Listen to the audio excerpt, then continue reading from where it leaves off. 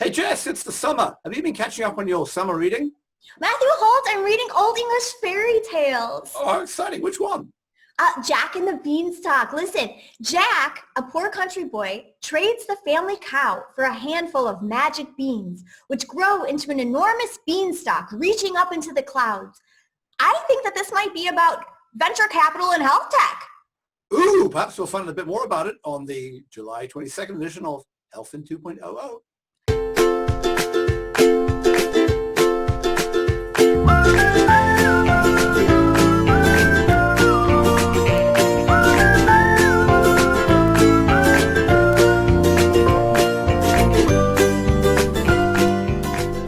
Matthew Holt, wait till you see this lineup. We have like every character you need for a successful fairy tale. What character do you think you would be? Oh, I'd be the commercially giant at the top of the beanstalk, ready to eat the bones of the Englishman. No. You would be, wasn't there like a nasty troll that would give like riddles to make people cross a bridge and they'd have to like do that or pay a toll? I feel like you would be that one because it would have like a business model and also like this riddly thing that like only you would know. I feel like that would be you. That'd be good, but I believe you're actually talking about a Monty Python film. I don't think so. Definitely are. They may have got it from somewhere else.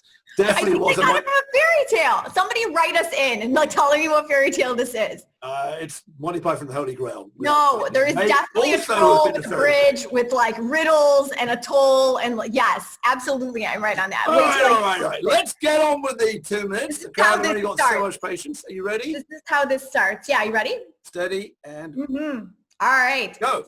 Drought gets 10 million. What does this do? And what is 10 million?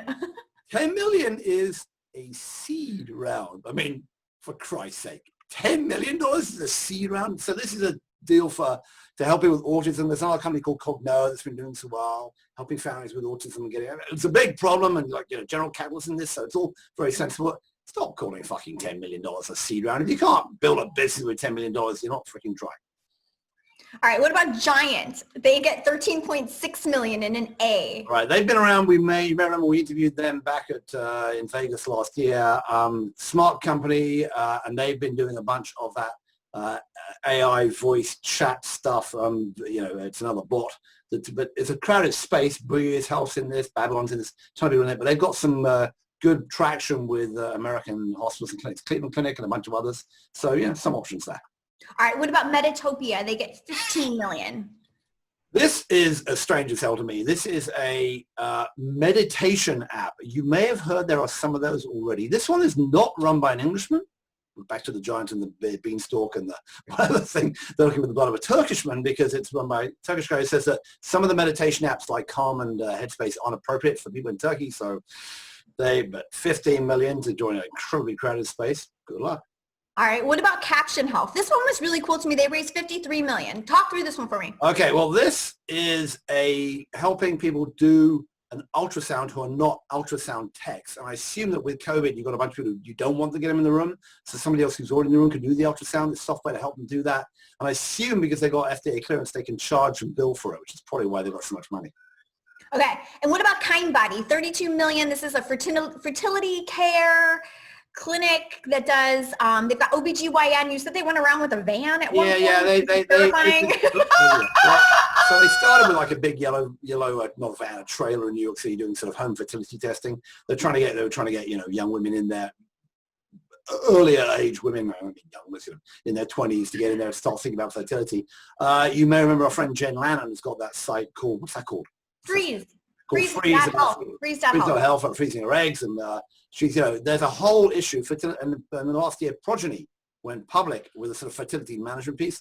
These guys are the other end. They're running clinics, but they're kind of it's fertility specialized clinics. They're presumably trying to get better results and get some of that fertility benefit money. I wonder, with the recession, whether there'll be as much sort of fertility benefit around as well. So it's a very expensive benefit for a very high-end one for high-income women and families. But, it's not going away. And despite the screaming you hear in the background, people apparently still want to have babies. So, good luck to them. But it's a sort of online, offline play. And they raised about 60 million so far. And they're kind of in that bucket of a specialty thing with some of the other people we talked about in this space over recent days, including the one I've forgotten, but also Parsley Health, so specializing in women and a few other clinics. Alma was the one that we just talked about a couple weeks ago. There's a and bucket Maven like that. is in the space too, isn't it? Yep, I agree. All of them. Someone gets to moderate lots of femtech panels. The femtech it is. All right, so I love what you said about the screaming in the background, because you know what we might be able to do, Matthew? Yes. If we can do a little bit of a clinical study, we might be able to say that this show is a DTX, as DTX birth control. If there's enough screaming in the background. I've been watching the German series on Netflix. It's called Dark, which is all about time travel, and I've been trying to figure out how do you go back in time before. I shouldn't say. I love my children dearly. Okay. Hey, you read them this story. Did you not get it? What? Did you not get it? This fairy tale story that we have just told here. If you go through the list of companies. Come on, what happened? What happened? So I don't understand how this happened in healthcare, but all right, Sprout. So you can climb up the Sprout to get up to the cloud. No, it's Jack and the Bean Stalk. He bought the seed. He bought the seed, right? 10 million seeds. 10 million seed. Makes the beanstalk. You get up the beanstalk. You get into the clouds, which is Meditopia. Let's call it the magical land of Meditopia, where there is a giant waiting for you to do things to unkind things to your body, like eat you.